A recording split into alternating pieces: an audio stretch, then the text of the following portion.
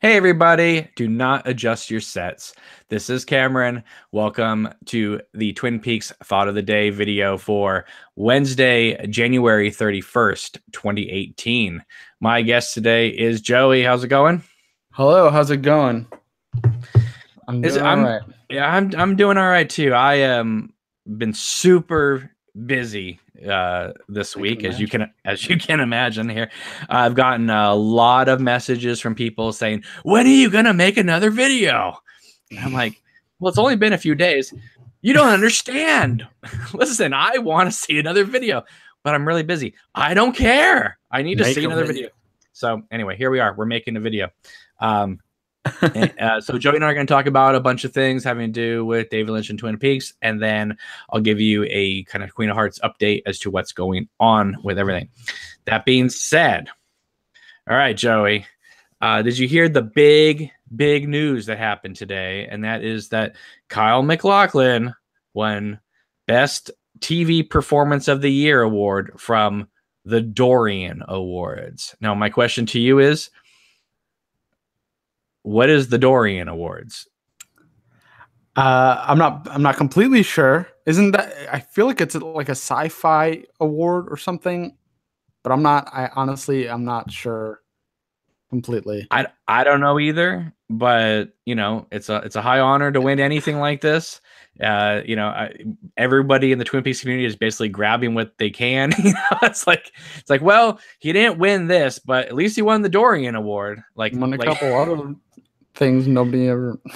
Well, it's like when you go see like a indie film or something, and you see like a poster, and it's won like 75 film festivals, and then you Mhm. go closer and you go, "Oh, it won this prestige film festival in Missouri," in this little town Some that small it's like, town, yeah, yeah. they played it in a church like one weekend, and it was like one of three nominees, and it was the only one that had a production budget, so it won Best Picture, The filmmaker that had a type of thing, cathartic experience in this small right? town. Yeah. I just, I want Kyle. Like, I'm happy when he wins anything, of course, but I want Mhm. him to win something that is is something big, Notable. something that Showtime. Listen, Showtime tweeted out today saying, "Hey, congratulations, on winning this," and that's great. That's fantastic. But I Mhm. know Showtime would really wanted to say, Emmy Award winner Kyle MacLachlan. Obviously, I mean, they're happy with anything, but you know what I mean. They want something big. They want something huge on their shelf. Oh yeah. I mean, I don't Who blame doesn't, them. right? Yeah. But yeah, anyway, so everyone's right now talking about this Dorian Award. If someone in the chat could let us know more about the Dorian Awards, I would like to That be would able to be give nice. them a little bit of credit, as because I have no idea who they are. But the big news for me happened yesterday when Shout Select, who also does the Scream Factory Blu-rays as well, but Shout Mhm. is a I think it's a very notable, Blu-ray DVD distributor. They have acquired the rights to Wild at Heart, and Mhm. they're going to put it out. This is great news for all of us who did not get the Twilight Time Blu-ray. The Twilight Time Blu-ray more or less was the MGM DVD that they put out. They just made a high definition transfer of it. I know a lot of us thought that Wild Heart was going to get a Criterion release, and it probably still will at some point. Okay, let's not just say just because it's coming out by Shout that it's not getting Criterion. It probably still will. I mean, think about this: Fire Walk with Me was released in a box set, and then was given the Criterion treatment like a couple Mhm. years later. So don't knock out his chances just yet. Shout hasn't confirmed what the extras will be, but they did say it was going to be there are going to be some new uh, extras on it, Oh, which sweet. is great. Who knows what those could be? It would be wonderful. Now these would not be new extras, but it would be wonderful if we got whatever was the 32 deleted scenes that were on the lime green box set. That would be a great extra, and I think that's something that Shout would probably aim to do. But if Shout really wants to go down in history for a release of Wild at Heart, there's only one thing they have to do, and that is release the actual version that won the Palme d'Or. at the Cannes Film Festival, a version that has never, ever been released on theatrical or home video in the States since 1990. Wow. There's only one difference between the version that won the Palme d'Or and the version that played here in the States. And no, it's not the torture scene that everyone talks about, because that was cut long before the Cannes Film Festival screening. There's only one difference, and that is 1 second of film, 24 frames. Lynch had to put a veil of smoke and fire over it to disguise Willem Dafoe's head flying through the air. That's why when Willem Dafoe blows his head off, you can see the head go, but you see kind of an echo of smoke from the shotgun, because Lynch is an artist, and so he was able to make the change the MPAA wanted in an artful way. Okay, so it still came across in a way where you were like, damn, that's pretty epic. But find that shot online. Sometimes you can find it out there without that smoke added, and you see the entire head just clear as day fly off that body. Right. So that's the only difference, is that after Willem Dafoe blows his head off, there's like 1 second of smoke that got added. And I love that version. That's the version we all saw in the theater and on video and all that. But wouldn't it be great if Shout released the actual version that won the Palme d'Or? I think it would be. I mean, it's 1 second, absolutely. but I think, come on, that's the version that won. So that's the version we should have. And with all these movies, you know, all the Saw movies get rated versions and unrated versions. Why can't Wild at Heart get the? Listen, we know a print exists because they you know, it's on some releases overseas. So all Shout has to do is fix that up, at least that one shot. Where are you, Joey, on that? Do you just don't care? Would you want both versions, even though it's 1 second, or do you think Shout should just try to put the unrated version out? Put the unrated. Well, come on. I mean, I'm sure the other 1 second is cool with the smoke, but just give us the original raw version. I'm not squeamish. No, it's 1 second, you know. It just doesn't make sense not to it in this day and age. I get it. Maybe back then people were a little bit more sensitive about that stuff, but right. Okay, so Matthew's here in the chat. He just writes 3 question marks. It should be 7 question marks. All right, Mr. Fireman. Gary's here saying back live. Uncle Traveling Matt says scene 1, action 1, action. Brienne says, woohoo, welcome back. Pale Queen says yes. Melissa says, just popping in for a moment. I'm at my dog's play group. Hello, Melissa. I Ain't Got Time to Bleed says, hi, I saw your overview of the bad packaging for season 3 Blu-ray. I've just now printed out replacement sleeves to use in my cases. Good for you. Oh. And then he says, or she says, the violence in Wild at Heart was always too much for me. I understand. I mean, it's, but that's the point of that movie. It's just to be over the top with everything. I mean, it's a huge epic road movie.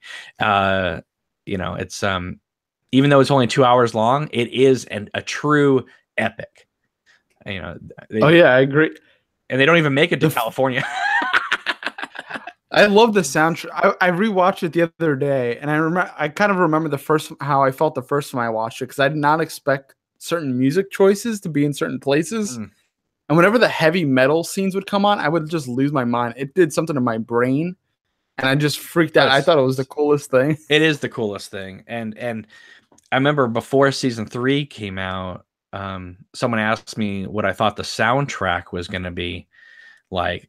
And I said, I think it's probably going to be a lot more like Wild at Heart than Twin Peaks or Firewalk with Me, because Wild at Heart changes its music where they are. So like when Harry Dean Stan's driving into New Orleans, they're playing, you know, Baby Please Don't Go, you know, down to New Orleans. When Sailor and Lula are dancing, they got Power Mad playing. You know, the Bad Lamente music, I mean, because it was composed at the same time as Twin Peaks, it almost feels like outtakes from Twin Peaks, like when Marietta's like crawling towards Harry D. Stanton and they play the cool catwalk. It's just gorgeous. I'm not sure if season 3 actually went that way, just because season 3 did not have a lot of music, as you know, so much so that they played the Deer Meadow Shuffle like in Las Vegas, which just confuses the hell out of me. Like, does it fit the scene? Sure. But that always throws me. It's like, it's called the Deer Meadow Shuffle. Like, why are we playing? Like, couldn't Angelo do a riff on it or something and put it in the, you know what I mean? Like, do something that's similar vibe to it, but just make a new thing. I mean, he did that all the time with the original series. If he had done a version like on a plucky acoustic guitar or something, the same melody, but just like, I think that would have changed it a little bit, made it a little bit more appropriate. That's just me though. Yeah. Pale Queen says, I just bought the Wild at Heart Blu-ray. It's my favorite Lynch movie. I saw it in the theater. It changed my life, made me love movies. It didn't make me love movies, but it did just blow my mind when I was a kid, because I'd seen lots of movies in the theater, but there was just something. Listen, this is before D-Box and like that, but like I said, every time that match struck and the entire theater rumbled and your seat shook, and it was the most amazing thing ever. When that title just explodes on the screen, it was, God, I want to see it. It was it just shook your seat every time. And then when the fire came on for the opening credits, it roared. And of course, the theater where I was in, they had the red drapes, so you saw the reflection of the fire on the red drapes. And of course, this is coming right off, in the middle of Twin Peaks at the time. And it's just like, this is the most epic beginning of all time. And I remember leaning over to some friends of mine who were the same age, and I said, we're going to come back tomorrow to see this. And the credits hadn't even finished, the opening credits. Like, we were already convinced, like, this alone, the explosion of sound was like already convincing us. And then when it opened up to Sailor killing that guy on the staircase, we were like, this is the greatest movie of all time. It's like the feeling of like a rock concert, but you're in the theater. And I don't think I've ever experienced that, really. No. And listen, Lynch is a master at sound design. And obviously, he does great work. Wild at Heart, though, is another level, a complete. I mean, a lot of his other movies are they're masterful works of sound design, but they're happy being that sound design, right? It's all of a piece. Wild at Heart feels like it's determined to blow up the movie theater you're watching it in, and so that you're left in your seat with flames around you, while Sailor and Lula are madly in love right in front of you. And that's to me is epic. No, yeah, that's so intense. I really hope I get the chance to see it in theaters. Well, I saw it in the theater a couple years ago, down on Hollywood, and it sucked. They played it so low. I was like, okay, I've seen this movie a billion times, and it's really low. This is not how it's supposed to be. This thing is supposed to be cranked past normal capacity. You're supposed to blow out your theater speakers with this movie. Well, you could see why they would want to do that, but that's not my problem. I'm a paying customer. Blow them out. I don't give a damn. Yeah, I want to be like that Memorex guy in that, where he's like leaning back in the chair and his tie and his hair is flying back. Yeah. Exactly. It's the way it's supposed to be. He needs to send him a set of instructions like he did. I forgot what movie he did that for. Mark's in the chat and he says, sounds like Wild at Heart is your favorite Lynch movie. It's not. It's not. What is your favorite Lynch movie? Oh God. That's really hard to say. I think Wild at Heart is the best theater experience one of his films is. Okay. And I love everything about Wild at Heart. See, to me, this is just me.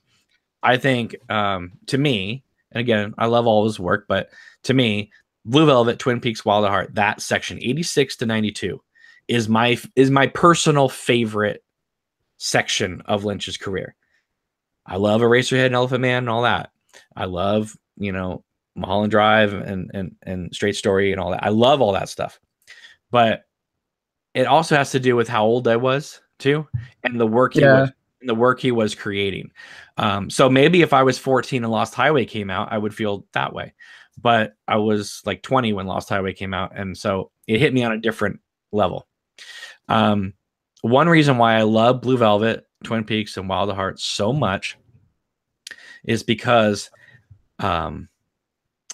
Lynch found a perfect way of telling realistic stories and surrealistic stories side by side. And it would go off into weird tangents and completely original ways of storytelling, and then always bring it back. It was like he had a solid foundation that he could springboard off, but always come back to it, right?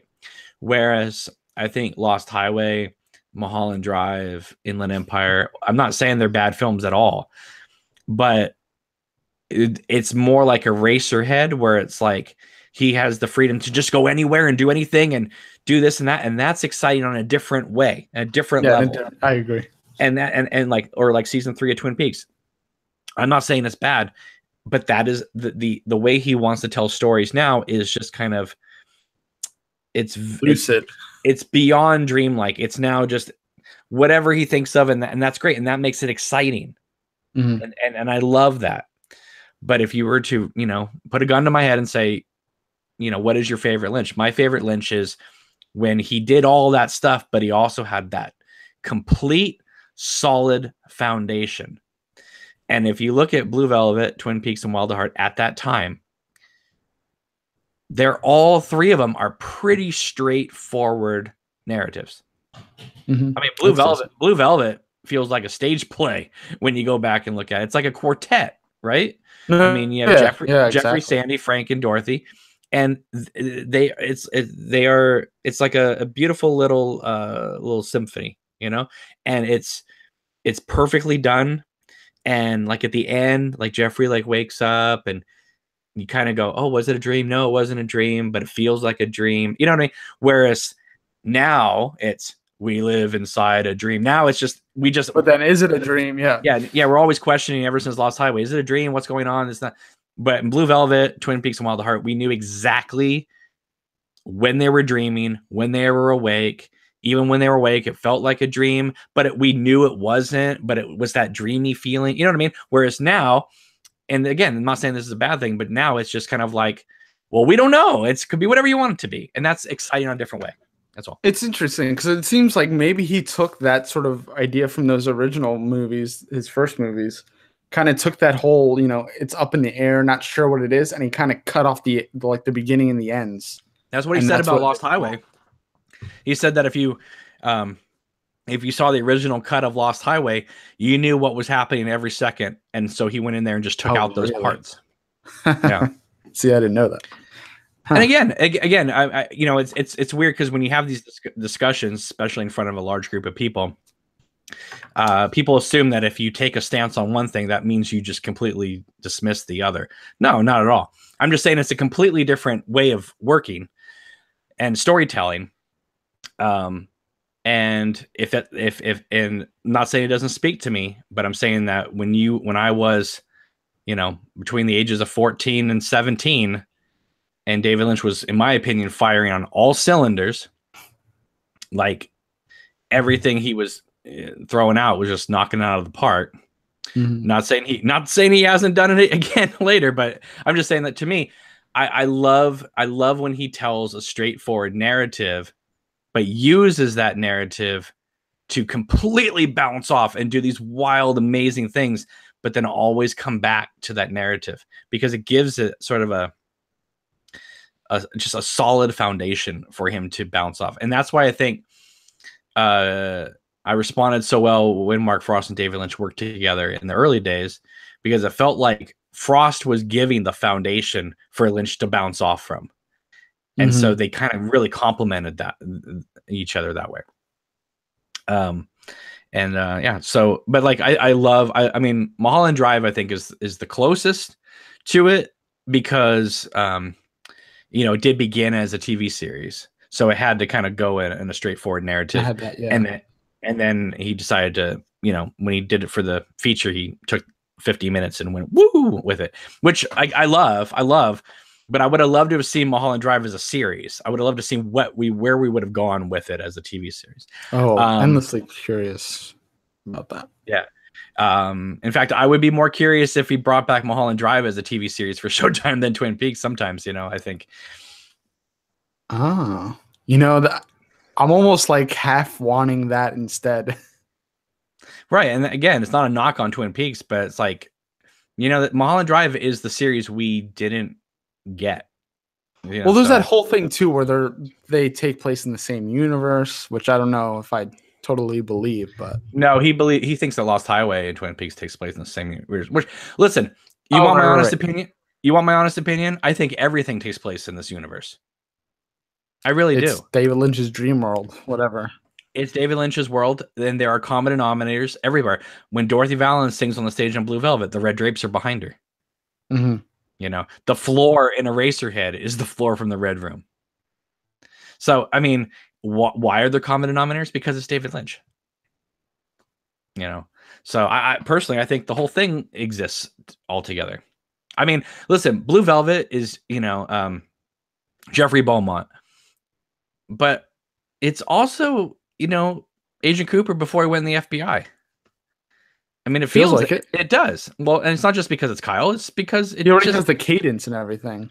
Right. And again, Blue Velvet is, takes place in, a lumber town, and there's drugs being run, and there's the good side of town and the bad side of town. And Blue Velvet is it's a prelude to Twin Peaks. It just completely, it's the prequel. It is truly the prequel to Twin Peaks.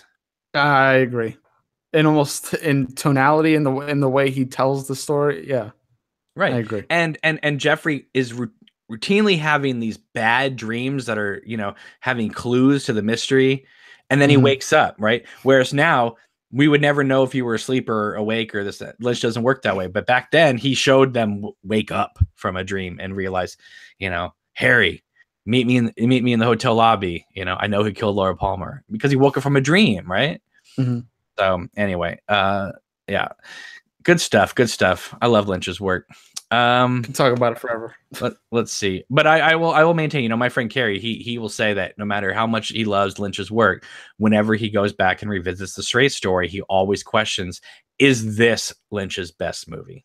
Because when you're watching it, you almost think it might be, because it's so perfect. Mm-hmm. Well, to be honest, the movie that got me into Lynch and like made me, I guess, trust him as a director, where I was like, okay, I'm gonna watch the rest of his catalog, was Elephant Man. Whatever he did with John Hurt, I don't know, moved me in a way that I was like, okay, let me see what else this guy has to offer, and then I just went and watched the rest. So. Right. I don't feel like we talk about the Elephant Man that much, but I think that movie is spectacular. No, it definitely is. And I would love to see Criterion put it out, and I would love to see the hour of deleted scenes that got cut. I would love that, especially now that John Hurt isn't with us anymore. I would just love to see that extra stuff. And Lynch, who used to be so completely against releasing deleted scenes, is now so happy to be like, here you go, everybody, deleted scenes. I mean, there's only a few of his movies we haven't gotten deleted scenes for. And so Elephant Man would be one I would love to see. Mm-hmm. He tried to find them for Eraserhead. He only found a couple little outtakes. Obviously, we have a longer version of Dune, even though he took his name off of it. We've seen deleted scenes from Blue Velvet. They're not all the deleted scenes, because he didn't find all the deleted scenes. If you have the original DVD of it, they have like still frames of scenes that were cut out, and they're not scenes from the Blu-ray. So there's even more that he hasn't been able to find the video for. Obviously, we've seen 32 scenes of Wild at Heart. They're very rough. I mean, they're not remastered. It's very much outtake kind of footage. I can't think of one of them though that should have been in the movie. So good cuts. They did a great job with that. obviously they remastered Fire Walk with Me. The ones I want to see, deleted scenes I want to see, is Lost Highway. Not necessarily the ones that make the movie make sense, but there's a lot of stuff that was shot that obviously just did not make it into the film. And I don't care what I see. I would just love to see something. Because even in the documentary, Pretty as a Picture, we see Lynch directing a scene that got cut out. So that's really cool. Like, did you ever see that documentary, Pretty as a Picture? No, I haven't seen it. So there's a scene which is not in the movie, but they went to shoot the scene of Pete and his girlfriend like hanging out with their friends like at a bowling alley, and they're supposed to like arrive in, you know, into the parking lot in their car, but it rained, and I guess it wasn't gonna match like other shots that they had previously shot, so it was gonna be completely like, oh, this isn't gonna work. But Lynch had to get this scene done that night, and so what he did was, while they're pulling into the bowling alley, he has people in the background having water hose fights. so that it matches the water on the ground. That's amazing. It's so amazing, right? Because you see Pete and his girlfriend just cruising in all cool, and these people in the background are like tagging each other with water hoses and stuff. And I'm like, that's brilliant. That's so brilliant. That's great. I didn't know that. That's great. Yeah, but obviously he didn't, you know, time was an essence, so they just cut the whole thing out. But when you see it in that documentary, you're like, that is amazing. Like that is smart thinking, you know. And I love seeing that, like in the behind the scenes stuff of season 3. It's like when Lynch is a little bit under pressure and he knows he's got to get a certain look and a feel, like the man works very, very well coming up with ideas on the spot like that.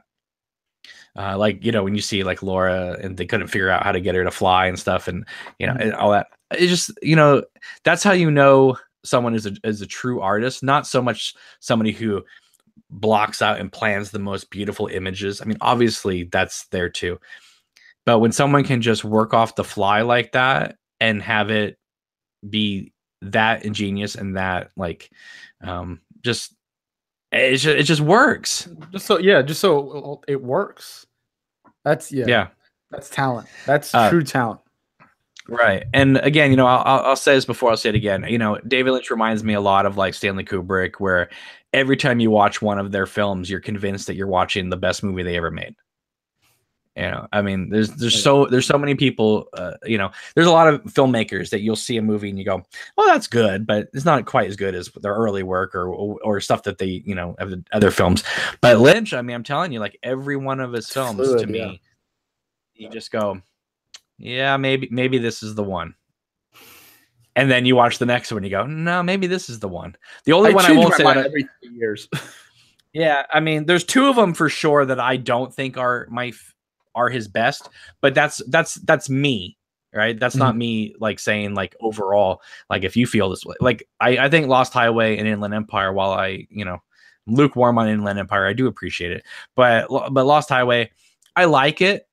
In fact, there's a lot of it I really love about it, but it's always left me a little cold. But I always think that that's the point of the movie too.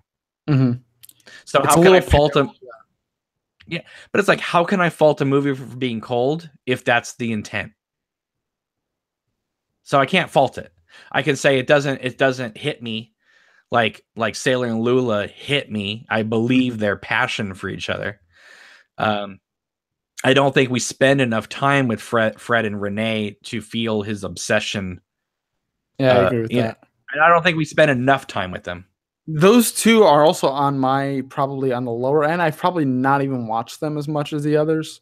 Blue Velvet, I've seen, I couldn't even tell you how many times. Same with Mulholland Drive, but right. I mean, Lost Highway, I mean, I saw it 5 times in the theater. I have it on Laserdisc twice.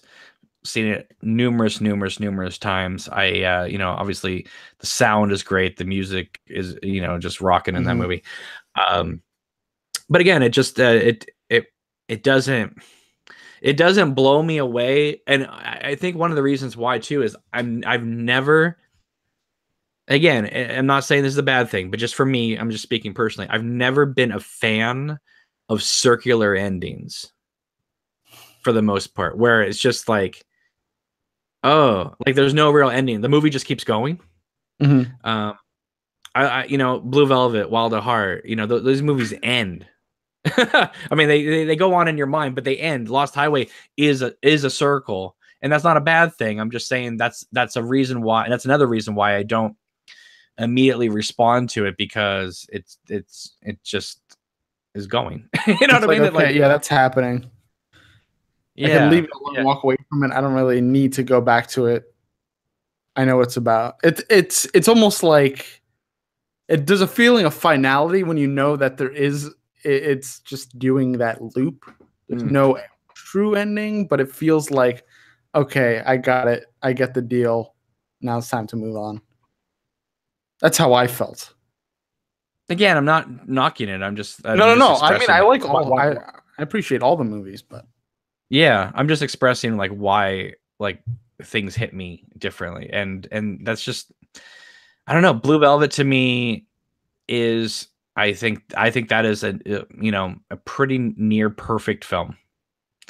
And I do agree. I'm not even talking about the crazy stuff with Frank Booth and all that. I mean, that stuff's great, but it's it's the little moments in that movie that hit me. It's Jeffrey and Sandy walking down that neighborhood street.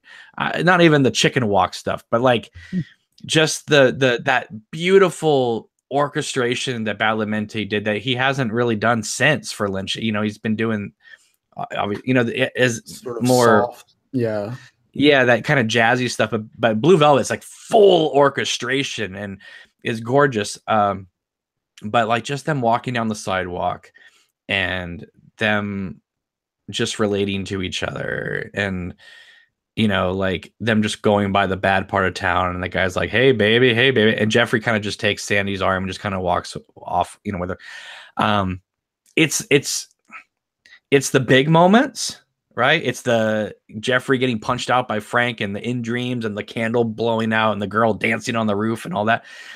And it's the small moments of, you know, just Jeffrey watering his lawn, you know, and he's got the sunglasses on. He's like at this moment, he's like Dustin Hoffman in The Graduate. He's like, you know, yeah, I'm having sex with Mrs. Robinson, you know, which is basically Isabella Rossellini, and he's changing. This is a very dark coming of age film. And I think, you know what, now that I say that, that is why I think I respond more to Blue Velvet, Wild at Heart, and Twin Peaks more than some of his other works, is because Blue Velvet, Twin Peaks, and Wild at Heart are all coming of age films.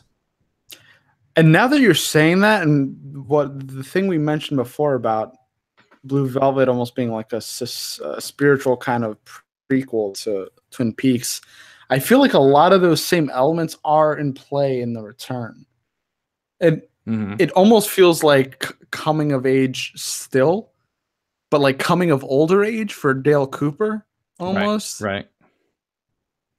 And it's that just brings up a whole flurry of new thoughts about what's going on there. Yeah, I you know, and I just think that you know, like Lost Highway, Inland Empire, they're not really coming of age stories. It's more of like Lost Highway, Inland Empire, Mulholland Drive are more, you know, again, they all have that same sound to them. Lost Highway, Mulholland Drive, Inland Empire. It's very much like somebody is investigating something, becomes somebody else, and then all hell breaks loose. You know, it's kind of like that. It's sort of whereas like Blue Velvet, Wild at Heart, and Twin Peaks is like, yeah, Agent Cooper comes to town to investigate who killed Laura Palmer, but Donna, Maddie, James, Bobby, Audrey, they're teenagers in their town that they love but they hate, and yet it's got all these mysteries, and they're growing up at the same time.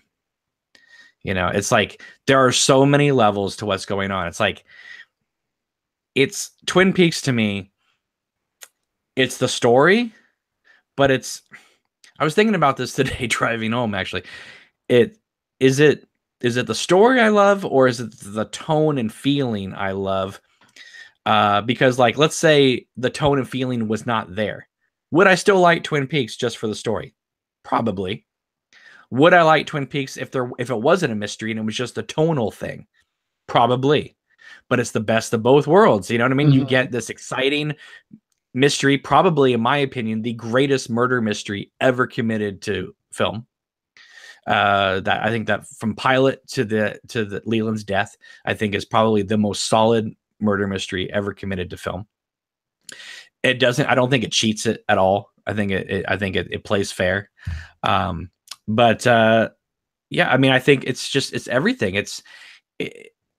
It's not just, an FBI man, out to solve this murder. It's about him taking the time to talk to Audrey while she's sitting in his bed. It's the little moments. It's learning about the Bookhouse Boys. It's learning about, James and Bobby's little feud. There's just little things in there that it's not like they're like other TV shows. That would be a distraction.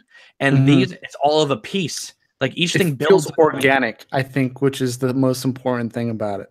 Right. Even the weird stuff seems organic, which is the weirdest thing to say of all. Even like the freaky, surreal stuff seems like it makes sense. It's part of it. And it does make sense. Like, even if you say to somebody, what does it mean? Obviously, it means whatever you want it to mean. But it does make sense to you.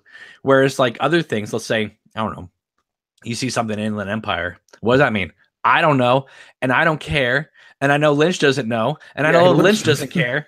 So why should we care? Whereas when you watch Blue Velvet, Wild at Heart, and Twin Peaks, especially in that time, you feel like even if Lynch doesn't know, we all know. Yeah. It feels like it's a recognizable, surreal thing that we go, that's unexplainable. I don't understand that, but I understand it in my soul. In those movies, it felt like he went off of feeling. Where in a lot, not to knock it, but in a lot of the newer stuff, it feels like he's going off almost just an idea. And I think there is a separation there, because a feeling translated into an idea, translated into this, is a beautiful thing. But an idea just translated doesn't always translate. Well, again, it's like, I'm not knocking anything he's done recently. I'm just saying that he has changed as an artist. Yes. And obviously artists can do that. They do that. But because the Lynch today is not at all interested in doing something like Blue Velvet anymore. I don't think. Maybe he is, because when I thought that about, like, after watching Lost Highway, and then he made The Straight Story. So I know he can do it. I just don't think he wants to do that anymore. It's not like I don't think he can make a movie like Blue Velvet or The Elephant Man today. I just don't think he wants to. I think he loves this idea of being completely in the moment, writing, acting, directing a scene completely in the moment, not thinking about anything that comes before that moment or after this moment, just being in the moment and hoping the audience goes along for the ride. Well, that's all part of that transcendental meditation thing. That sort of ideology of just being in the place. But see, this isn't like a new thing. He's been doing TM for forever. Yeah. It's just that he's decided to take that approach even more hardcore. Yeah. So it's noticeable. It's noticeable all in the return. Throughout. Oh yeah. Right. And I think that's one of the biggest things about the return, why some people probably don't like it compared to the original series, is not so much that the story is huge and all over the place, but it had a different feeling to it than the original series, because nobody knew what they were shooting before or shooting after. So that right there has a different feeling. Whereas when you watch the original series, those actors got, if they didn't get the whole script for that episode, they got all of their scenes for that episode. So Michael Onking knew, okay, in this episode, I'm doing this here with Cooper, then I'm over here with Josie, then I'm over here with Albert, right? Whereas this, they weren't given that. So they're completely just like, where are we? What are we doing? And that's very freeing, and that's very awesome to be in that moment. But as you can see, in terms of storytelling, it again, I'm not trying to knock it. I'm just saying in terms of storytelling, it's not really telling a story like he used to do in Blue Velvet and Twin Peaks and Wild at Heart. He's doing something completely different. Again, that's not a knock.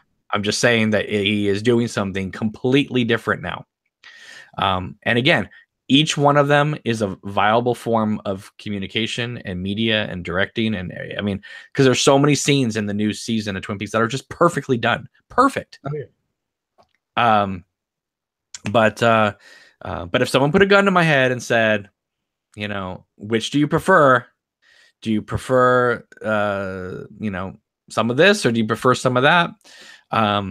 I would say that, you know, Lynch directing episode 2 of the original series, Cooper's Dream episode, with him throwing the rocks and stuff, and the episode where Maddie is killed, probably is Lynch doing Twin Peaks at its finest. Episode 8 of this new series is incredible, but and I know it obviously has to do with Twin Peaks, but it also very well could have not had anything to do with Twin Peaks, and it still would have worked as an art piece.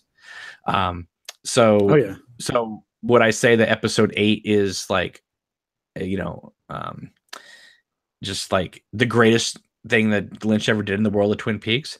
I would say it's great, but it only has, you know, few little moments here and there having to do with Twin Peaks. It could have been Eraserhead 2 for all we know, you know. Oh yeah, that was just like a blockbuster episode. That's what I consider the blockbuster episode of the season. It's like high energy. There's literal explosions going on, and it's so far from original series Twin Peaks. I don't think we would have seen anything like that in that series. There's no blockbuster moments like that I can recall. Maddie's death? Yeah, but Maddie's death, it was almost a literal dance. It was just like, I wouldn't call it blockbuster. Part 8 was larger than life. It was just like massive. Right. And even though it obviously is Twin Peaks and ties into the Twin Peaks lore very well, I think that it easily, like I said, it easily could have been the Terrence Malick section of Tree of Life having to do with the birth of Henry and Eraserhead. It could have been anywhere. It could have been in the middle of Inland Empire, and we would have been like, okay, you know what I mean? Like, yeah. I mean, it literally. I mean, Rabbits was in the middle of Inland Empire. There it is. So, you know, but I don't even know where I'm going with this, but I was just trying to say that, like, I don't know. Am I making emotional resonance? No, I get what you're saying. There was much more of a tether or an emotional resonance with the original series. If you were going to pick anything, you would have always picked episodes from the original series. But am I picking that because I think it's more perfect, or am I picking it because it hit me on a level when I was growing up at a certain point? You know, I think it's just because that's just who I am as a storyteller and someone who loves Lynch so much. I can say, yes, I love all of his work, but if you were to, you know, it's like an artist or a musician, you can say, I love all his work, but this album or this period in their career is the part where I think that it really hits me. And what really hits me is him doing things that are out of this world, but completely relatable. And, you know, I don't respond to Fred and Renee in Lost Highway in the same way I do with Jeffrey and Sandy and all the characters in Twin Peaks, or Sailor and Lula. You know, like, you generally fear for Sailor and Lula's life in Wild at Heart. I could give a shit if Balthazar Getty and Lost Highway comes out of this thing alive. I agree with that.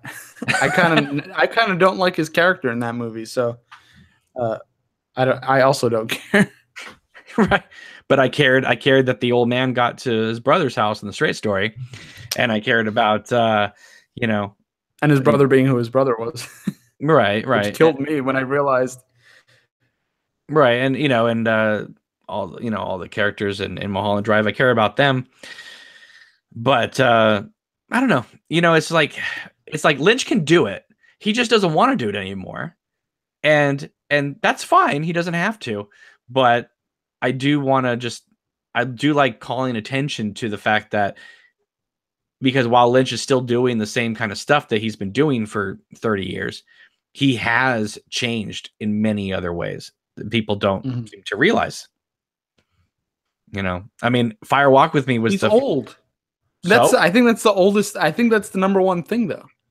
He's just old. And I mean, I'm not that old, but I don't, you don't know. I don't know what goes on in your brain when you're at that age. Not saying he's losing anything. I'm just saying there must be just a different way of seeing things. And a different way, a different feeling he wants to, relay. Right. Jason in the chat says, I agree. The element of adolescence is often easy to forget about the original run of Twin Peaks. Pale That's Queen also says, what I wanted. Good. That's also what I wanted to bring up. Do you think he'd ever do anything with teenagers again? If he wanted to.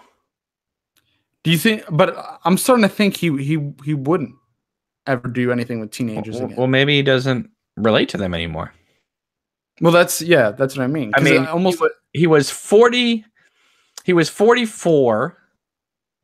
Or what? I'm trying to think. Yeah, he was 44 when he did Twin Peaks. So you're still 20 years removed from, late teenage, 20 years old. Majority of that cast, yeah. He was 40 when he did Blue Velvet. So, I mean, you're still kind of surrounded by young people sometimes.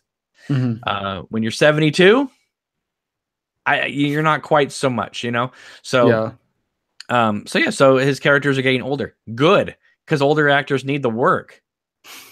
I mean, no, I love it. I absolutely love it. I mean, a lot of Hollywood actors can't get work past 30, so I'm happy for them.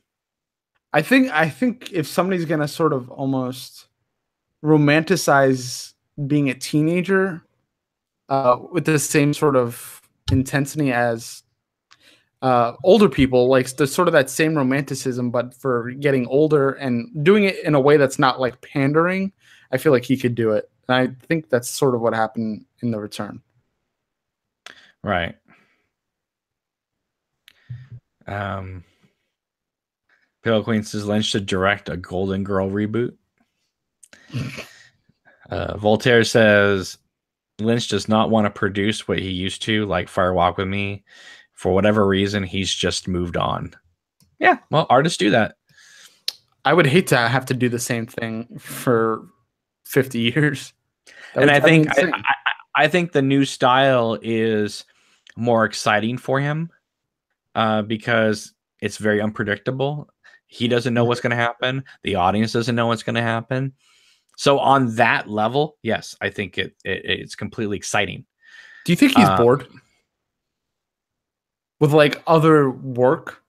So he's like, I need to make something that's entertaining for me to make as well as watch. Yeah, I think he's very much in a Stanley Kubrick type of way of thinking, which is for over 10 years, Stanley Kubrick would talk with Steven Spielberg and say, I want to make a movie that changes the form, the storytelling form. And Spielberg says, well, didn't you do that with 2001? And Kubrick said, just a little bit. I want to do a movie that changes the form in a way that it becomes a new way of telling stories. And I think Lynch is trying to do that. I really do. He's had a lot of influence on the way I write. I know that for sure. So he might have already, the blood is in the water. Right. And again, I'm just trying to call attention to the fact that the way he used to work is very different than the way he now works. Both ways can be effective, but you also have to realize by doing one, what are the limits of doing one versus the successes of doing another. You're giving up something by choosing which way you're going. Mm-hmm. And he would rather give up the safety net of a narrative to always bounce back from. to be able to just do something that is wildly unpredictable every second that it's on screen. All right, I'm going to bring up something that might seem like a sort of a knock, but it's definitely not. But I just want to discuss it. Do you think the dream thing is a crutch? In terms of just storytelling? Do you think like it's an easy way to tell an abstract story or surreal story without he's always avoiding narrative? He's always been doing this. This has been his thing. I think what he's doing is, and again, this is going to sound like a knock, but it's not. I think he wants to regress back to his student films. I think he wants to go back to the grandmother and the alphabet. I think that's what when I see Inland Empire, when I see season 3 of when I see Rabbits, when I see all the stuff that he used to do for his website, it's a return to, hey, wouldn't it be fun if we did this? Let me go down to my studio. Yeah. Let me just like paint the walls and let's shoot something. Forget about whatever it is. Let's just do it. And that's great. My only thing about that is do it, but then decide which of that stuff you'd like to share with the public. Don't share it all. You know what I mean? There's a lot of songs that a lot of musicians write that do not make it on the albums. Mm-hmm. And so that was and that's when I kind of, in a way, kind of backed away from Lynch a little bit, like in the early 2000s, because once he started cranking out stuff for his website, like every day and every week, it became less special to see a Lynch thing. And you think that's why he stopped it? No, he probably just got bored. Getting old for him. Well, yeah. But I mean, like, I didn't care about him sawing a log. Like, why do I want to watch David Lynch saw a log? It was like, I'm sure that was exciting for some people that were like just getting into him. But for me, I've been following his career for years, decades. And I was like, this isn't as special as it was. I want him to come back with something. And then Inland Empire was kind of like this giant mishmash of everything from the website and all this new stuff and everything. And I remember like a friend of mine who was a big Lynch fan watched Inland Empire, and she said, God, I really think that film works better for him because when he has a video camera, he doesn't have to limit himself as to what he can shoot. And so he just shoots everything, whereas film is so expensive that he would have to, does this make sense for what I want to do? You know what I mean? Like, so in a way it was like Inland Empire is very freeing, but at the same time though, it'd be one thing if he shot like 20 hours of stuff and then cut it down to like an hour and 45-minute, like tight film. But that's his longest movie. Well, okay, I understand. Season 3. What's the actual full runtime on that? It's the Polish preview was 4 hours and 30 minutes. The American cut was 3 hours. Okay, that's 3. And while season 3 is considered a movie, it's kind of not. Come on, let's be honest here. It was shot as a movie, I guess, but listen, it was presented with end credits and beginning credits. It's not a movie. If it had been one opening credits and then closing credits at the end of 18, then I would say it's a movie. But there were things he shot to deliberately have end credits for. So, all the music scenes. Well, not just that, but I mean, like just Kyle staying outside the statue and the piano player at the restaurant and things like that. So yes, I mean, I understand the way they made it was a movie. If people want to acknowledge it as a movie, it's a movie, but that's not the way it was first presented to us.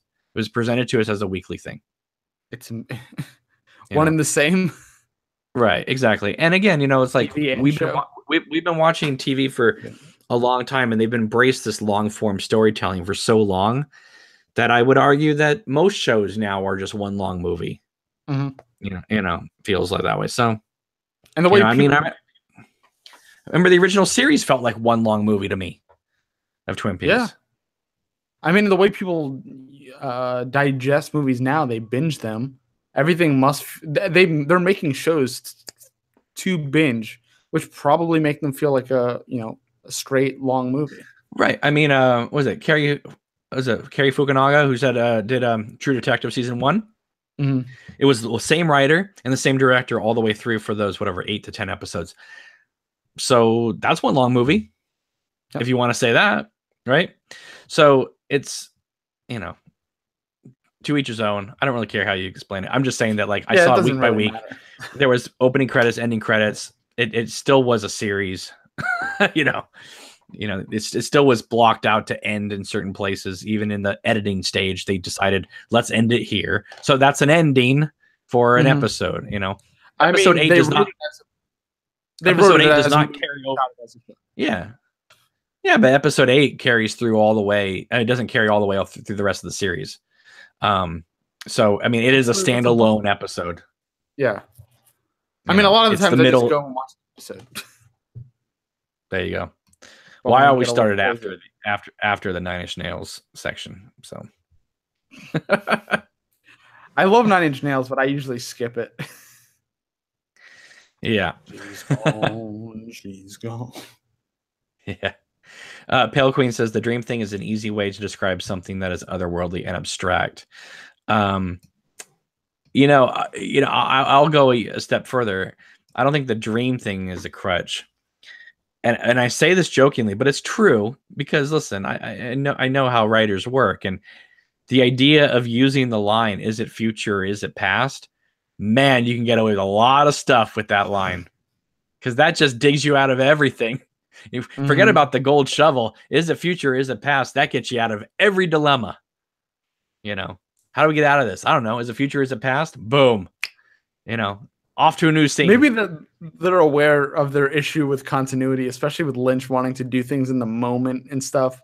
Because he was like that back then too. So it's like, maybe, I wonder who wrote that line. Mark Frost probably. He's like, okay, so let's see. No, it had to have been Lynch, because it was the first time that that line is uttered is in Fire Walk with Me. In the deleted scenes. So there it is. But yeah, I mean, I always think it's just hilarious to me. It's like, yeah, how do we get out of this? Is it future, is it past? Let's do it. I don't know. You tell me. Exactly. Oh god. But you know what, though? There were some scenes in the new series where I sometimes think that Lynch just kind of forgot that he had already had that scene in the movie. Like Dr. Jacoby talking about the shovels, or, you know, like him on the radio. Like they repeat like an entire scene with him saying the same lines again. Or like when Cooper's in the red room and he's following the one-armed man around, right? It's like, why are we watching the same thing? Like, are we just like eating up time here? Like, why? See, I thought that was intentional to show multiple timelines or something at first, but now it seems like I don't. No, it feels like we need to make up an hour. So yeah, well, yeah, that's probably what it is in reality. Yeah, but anyway, hilarious stuff. Let's go. Then he puts 3 minutes of somebody sweeping. So I love it. Question it. That's awesome. I love that. That's my favorite. Let's see. Pale Queen says TV shows are movies now. Anything on Netflix. Oh boy. Let's see if there's anything else here. Daniel says the older I get, the less I identify with young people and their interests. It's not vindictive. I think it's just natural. Like Grandpa Simpson, once hip, is now strange and scary. At least you're aware of it. Definitely. I think that's important. All right. Yeah, so that's our discussion for tonight about that kind of stuff. Let me just give you a brief rundown of what's going on with Queen of Hearts. Obviously, there's the Facebook page, Queen of Hearts. Make sure you like that. Also join the Twitter account if you haven't already. I have put a call out online looking for people who are interested in doing props, people who are interested in doing costumes, looking for people who are interested in doing some cinematography for the film. Put a call out for people who are interested in doing some special effects work. So yeah, it's been a busy week. I've been messaging people and emailing people and talking with people, getting things in order, getting things all together, and just putting the calls out for different jobs, and just talking to a bunch of people.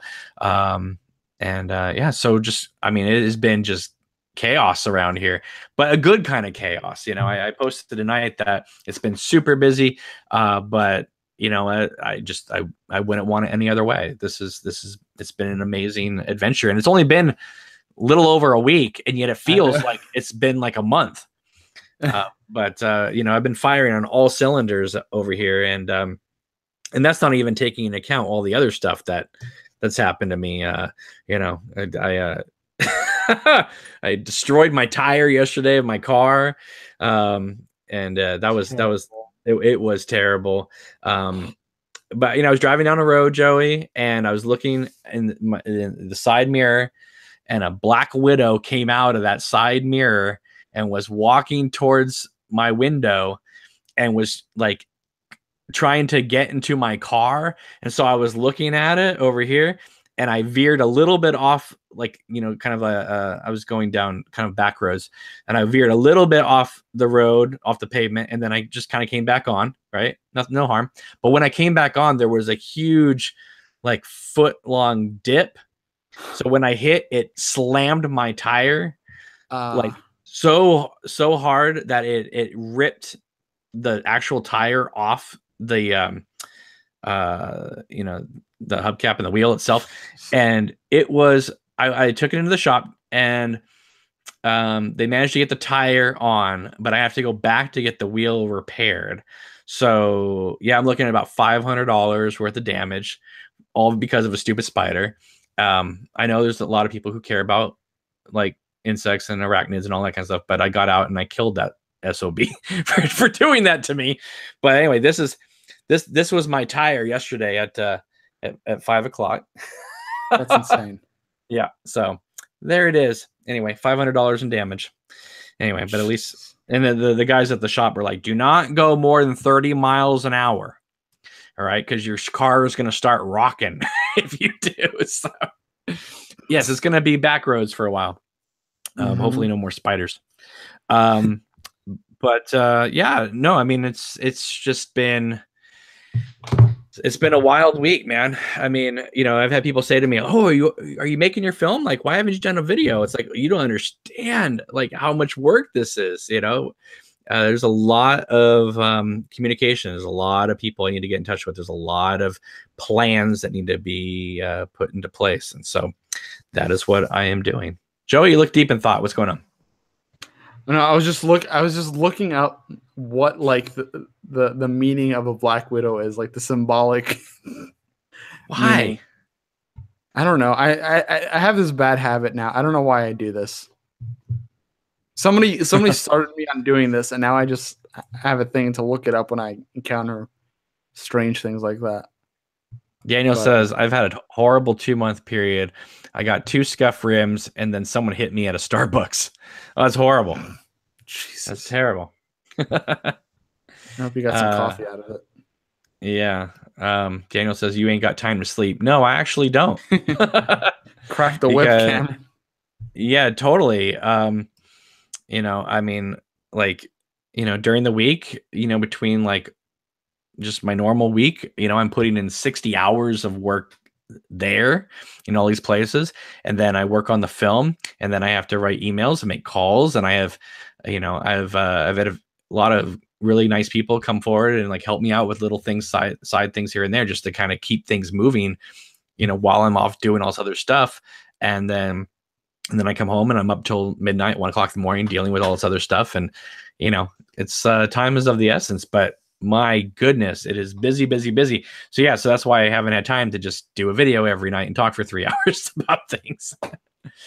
plus, you know, I want to be able to have things to talk to you guys about, and I can't really do that if I don't start working on stuff. So if you're drifting off while you're streaming.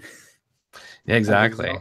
Yeah, exactly. So, and we all know what that's like when you start dressing up as an alien and I start getting leg and stomach cramps and about to fall over. And Mandy wants to read the Lost Highway script live on air. So, yeah. That lasted about 5 minutes.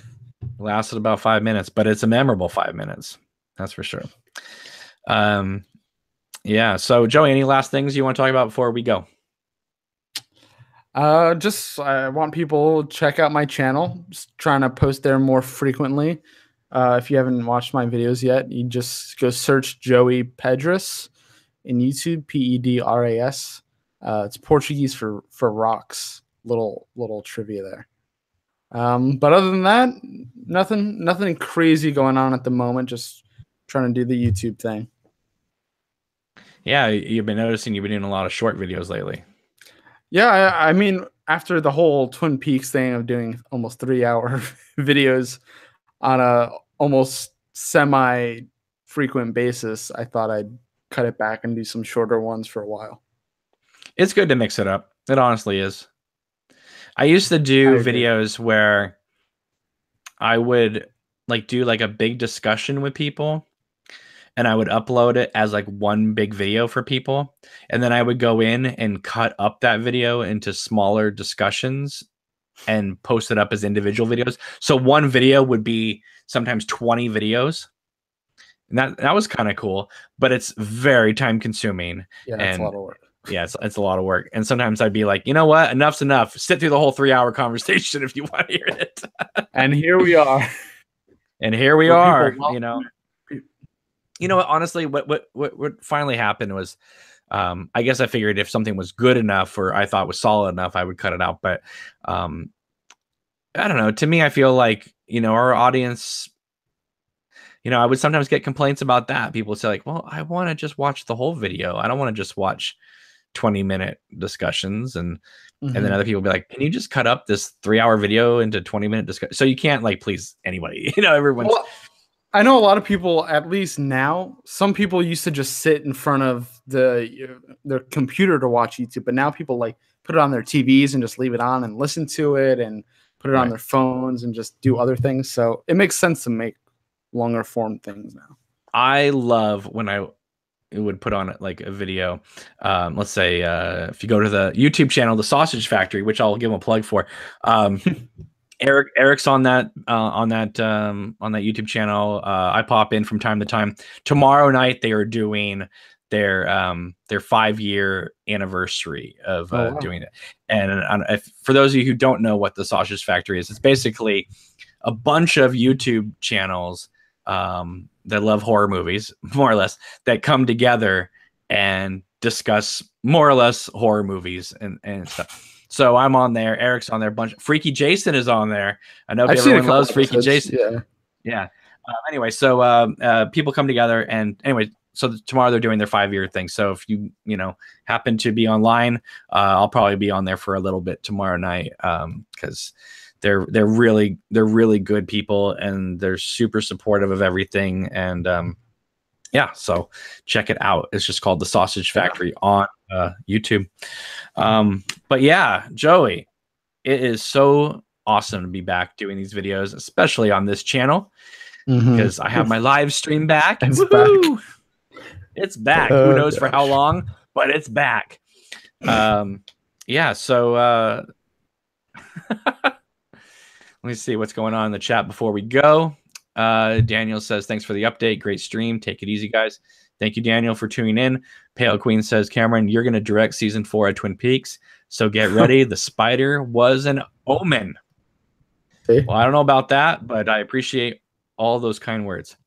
But I would love to have a hand in the writing of it with Lynch directing it. That would be amazing. I just subscribe to The Sausage Factory. There you go. So, all right, Joey, take us out. Let people know where to find you again. Joey Pedras. Yeah. All right. So YouTube, Joey Pedras, Twitter, it's pretty easy. I try to make it uniform as possible. Instagram, if you like looking at pretty pictures and stuff. So that's my main 3, I guess. YouTube, Twitter, Instagram, Joey Pedras. Awesome. All right, guys, you know where to find me. But for those of you who don't know, Obnoxious Anonymous on Facebook and Twitter, Queen of Hearts on Facebook and Twitter. Obviously, this YouTube channel, the emails, they're all in the descriptions below. But thank you guys for watching these videos. really appreciate it. Thank you for all the kind words and support and thumbs up and all that great stuff. If you have not subscribed to this channel, please do. I'm still trying to get to 3,000. It keeps hovering. So close, so close. It goes up 5, and then 5 people leave, and then 5 people show up, and 5 people leave. It's been, that kind of up and down. But anyway, guys, thank you again for everything. Really appreciate it. Have a great night. We will see you soon. Take care. Bye.